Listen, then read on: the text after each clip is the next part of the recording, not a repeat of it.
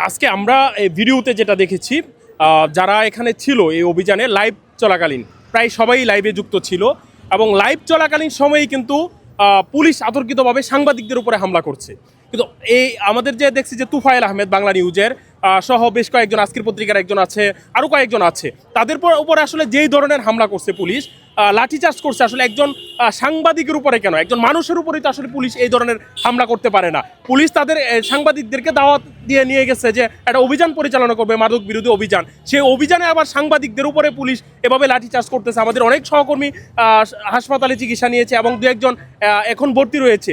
এটা আসলে কোনোভাবে মানানো যায় না যে পুলিশ দাওয়াত দিয়ে নিয়ে আসলে সাংবাদিকদের উপরে হামলা এই ধরনের। আমরা আসলে 5ই আগস্টের আগে দেখেছি, 5ই আগস্টের পরেও কিছু ঘটনাই দেখেছি যে সাংবাদিকদের উপরে হামলা করেছে, কিন্তু এই নির্বাচনের পরে একটা রাজনৈতিক সরকার এই মুহূর্তে স্থিতিশীল অবস্থায় দেশ রয়েছে, এখন আসলে সাংবাদিকদের উপরে এই ধরনের হামলা আসলে কোনোভাবেই মেনে নেওয়া যায় না। আমরা এরপরে এখানে যারা ডিসি রয়েছেন, ডিসি মাসুদ রমরাজনের, ওনার সাথে কথা বলেছি।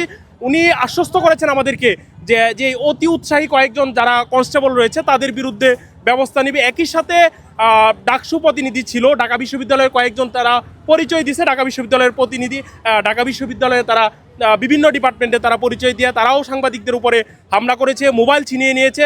আবার ডাকসু প্রতিনিধি যারা ছিল তারা আশ্বস্ত করেছে যে আগামীকালকের মধ্যে তাদেরকে চিহ্নিত করে তাদের বিরুদ্ধে ব্যবস্থা নেওয়া হবে। তো আমরা এই আশাবাদীর উপরে আমরা থাকতে চাই যে আগামীকালকের মধ্যে সবার এই যে হামলা করা হয়েছে এই ব্যবস্থা নেবে প্রশাসন এবং ঢাকা বিশ্ববিদ্যালয়।